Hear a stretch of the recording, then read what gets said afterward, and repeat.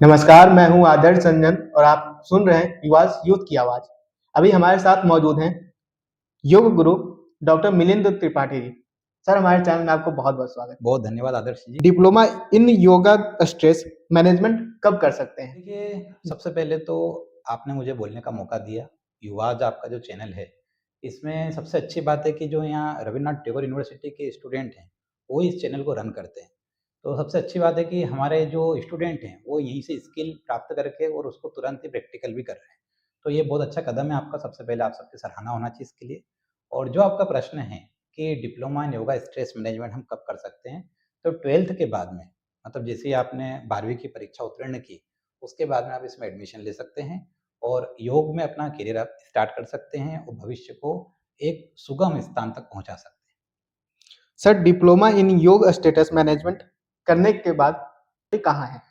सबसे अच्छा सवाल है आपका ये, क्योंकि क्या होता है कि कई तरह के कोर्स हैं हमारे देश में और जब उन कोर्स को कर लेता है व्यक्ति, उसकी मार्कशीट प्राप्त कर लेता है, जब बाहर जाता है, ऑन फील्ड जाता है, तो उसको रोज़गार नहीं मिलता है और रोज़गार के बिना कोर्स करने का महत्व क्या?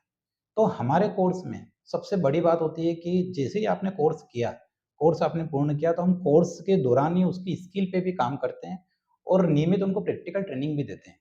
जिसके कारण क्या होता है कि जो हमारी पहली बैच है, जिसका आज हमने सर्टिफ़िकेशन प्रोग्राम पूर्ण किया, तो उस बैच के जितने भी स्टूडेंट हैं, वो सब आज हमारे साथ में हैं। उसमें से जैसे 30 लोगों का पहला बैच था, उसमें से 20 लोगों का खुद का योग सेंटर स्थापित कर चुके हैं।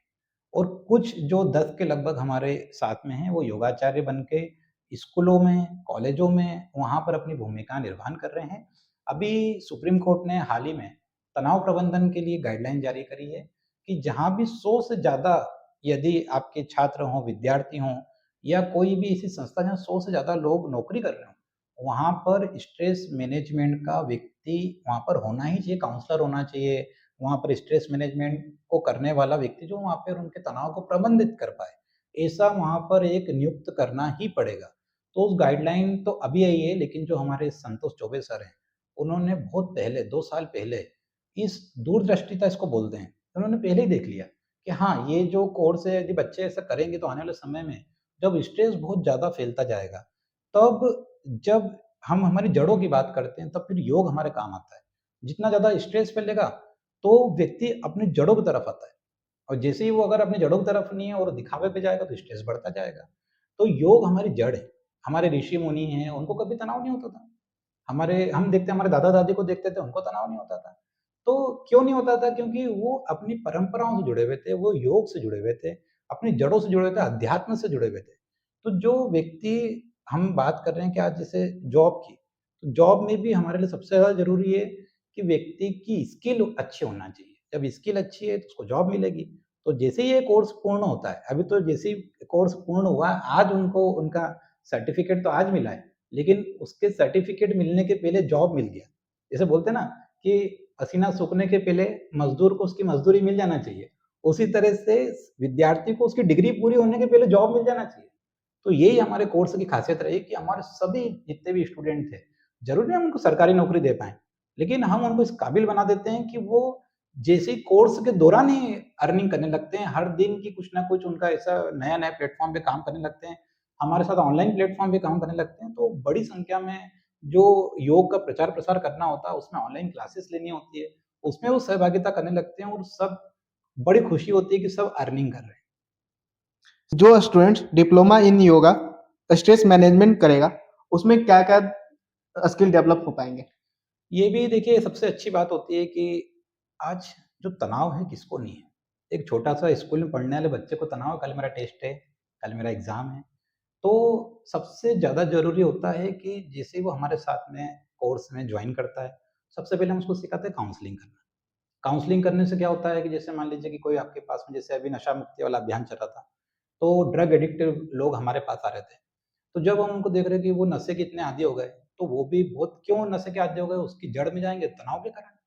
तो कैसे उनको पहले हम ठीक करें? तो ठीक हम डायरेक्ट योग से नहीं कर सकते। डायरेक्ट हम उनको ध्यान नहीं करा सकते क्योंकि बैठेंगे ही नहीं वो।